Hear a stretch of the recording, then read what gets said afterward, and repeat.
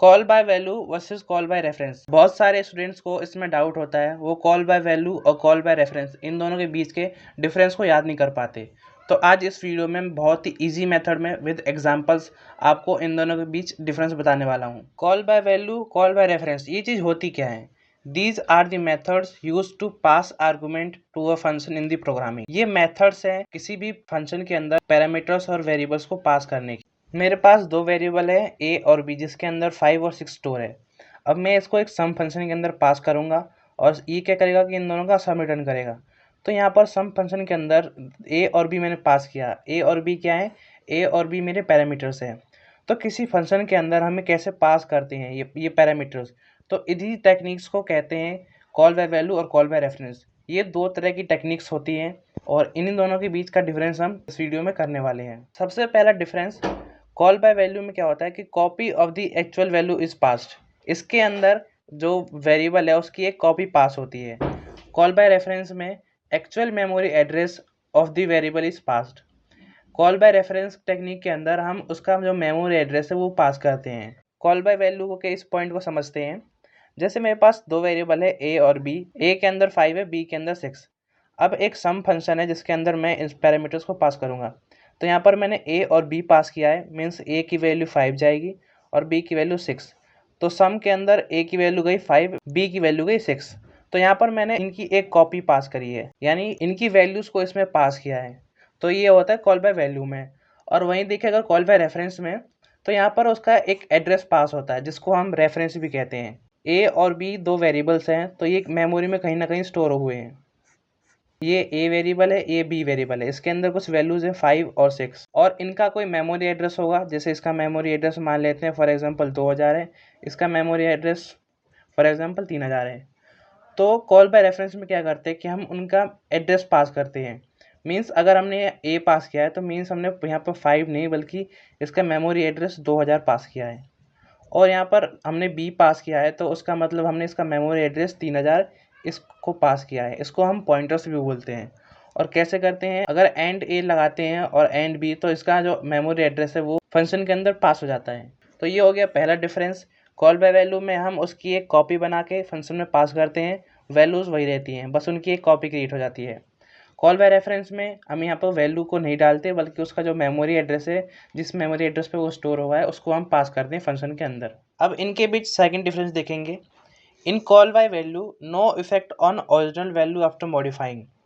यानी call by value में अगर हम कोई मॉडिफिकेशन करते हैं तो जो हमारी ओरिजिनल वैल्यू है उस पर कोई भी चेंज नहीं होगा। In call by reference original value gets affected if value is modified. अगर हमने कोई भी वैल्यू मॉडिफाई करी है कॉल बाय रेफरेंस में, तो क्या होगा कि जो हमारी ओरिजिनल वैल्यू है वो भी अफेक्टेड हो जाएगी हमारे उस चेंज की वजह से। इसको हम एक एग्जांपल की मदद से समझेंगे। यहाँ पर मैंने दो कोड लिए हैं जो कि इसको बहुत ही अच्छे से एक्सप्लेन करेंगे।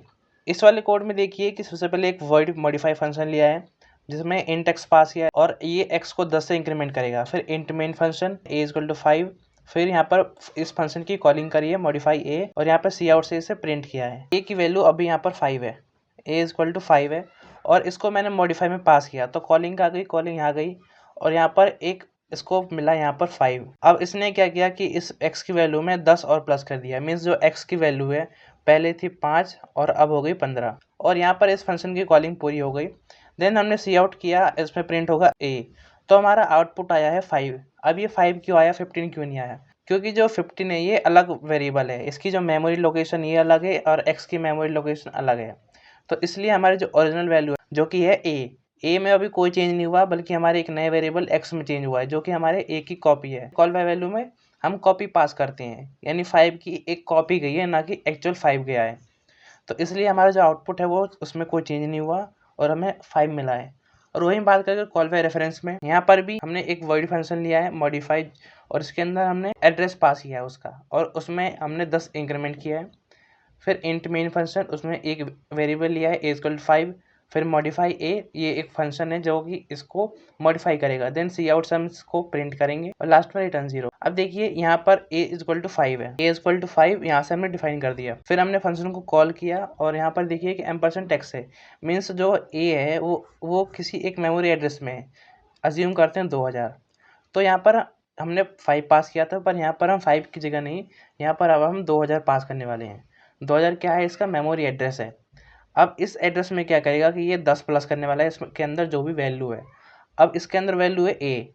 अब इसने कहा है कि इसी एड्रेस पे, मीन्स अब इन दोनों का एड्रेस सेम हो गया। यहाँ पर इन दोनों का एड्रेस अलग अलग था क्योंकि ये ए था और ये एक्स था। अब हमने यहाँ मेमोरी से इसको लिंक कर दिया है।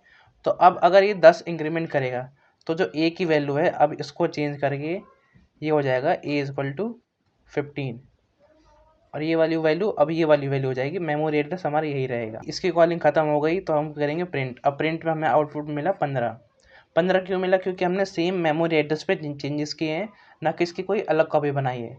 ये सबसे बड़ा डिफरेंस होता है इन दोनों के बीच। यहाँ पर आप देख सकते हैं कॉल बाय वैल्यू मीन्स यहाँ पर हमने वैल्यू पास की है, इसको हम कहते हैं कॉल बाय रेफरेंस। यहाँ मीन्स यहाँ पर एक रेफरेंस पास किया है, रेफरेंस को हम एड्रेस भी बोलते हैं, कि हम यहाँ पर मेमोरी एड्रेस पास करते हैं और यहाँ पर हम सिर्फ वैल्यू की कॉपी पास करते हैं। अब इनका थर्ड डिफरेंस देखेंगे, uses more memory as copy of variable is created. Call by value में हमारी मेमोरी ज़्यादा यूज़ होती है क्योंकि हमारी वेरिएबल की एक कॉपी पास होती है, और in call by reference it uses less memory as no copy is created. इसमें लेस मेमोरी होती है क्योंकि हम उसका डायरेक्ट एड्रेस पास करते हैं, जो उसका मेमोरी ब्लॉक का एड्रेस होता है हम डायरेक्ट उस एड्रेस को पास करते हैं। तो क्या होता है कि हमारा कोई भी एक्स्ट्रा स्पेस ऑक्यूपाई नहीं होता, इसलिए यहाँ पर लेस स्पेस यूज होता है। Point number 4, call by value safer as the original data is not affected. Call by value में जो हमारा ओरिजिनल डेटा है उसमें कोई भी चेंज नहीं होता, तो हमारा जो डेटा है वो सेफ रहता है, उसमें जो चेंजेस के चांसेस है वो बहुत कम है।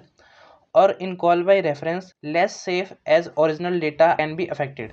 अब इसमें क्या है, कॉल बाय रेफरेंस में हमारा मेमोरी एड्रेस सेम होता है, इसलिए जो भी हम चेंजेस करेंगे वो हमारे ओरिजिनल में अफेक्ट होगा। अब यहाँ पर सेफर की बात क्यों की गई है कि ये सेफ है ये सेफ नहीं है? सेफ इसलिए नहीं है क्योंकि जैसे हमारे पास कोई एक डेटा है और उसमें हम कुछ मॉडिफिकेशन कर रहे हैं, और अगर गलती से वो मॉडिफिकेशन गलत हो गया तो हमारा ओरिजिनल डेटा भी इस केस में हमारा ख़राब होने वाला है। मीन्स ओरिजिनल वैल्यू भी हमारी चेंज होने वाली है, और इसमें ऐसा कोई इफेक्ट नहीं होगा, हमारे पास ओरिजिनल वैल्यू रहेगी। यहाँ पर हमारे पास ओरिजिनल वैल्यू नहीं रहेगी। अब इनका यूज़ केस देख लेते हैं। When the function doesn't need to modify the original value. जब किसी फंक्शन के अंदर हमें ओरिजिनल वैल्यू को मॉडिफाई करने की जरूरत नहीं होती, उस केस में हम कॉल बाय वैल्यू यूज़ करते हैं। In call by reference when the function need to modify original variable. जब ओरिजिनल वेरिएबल के अंदर कुछ मॉडिफाई करना होता है हमें, तो हम कॉल बाय रेफरेंस यूज़ करते हैं। तो ये मेजर डिफरेंस है इन दोनों के बीच। आई होप आपको ये डिफरेंस समझ में आया होगा।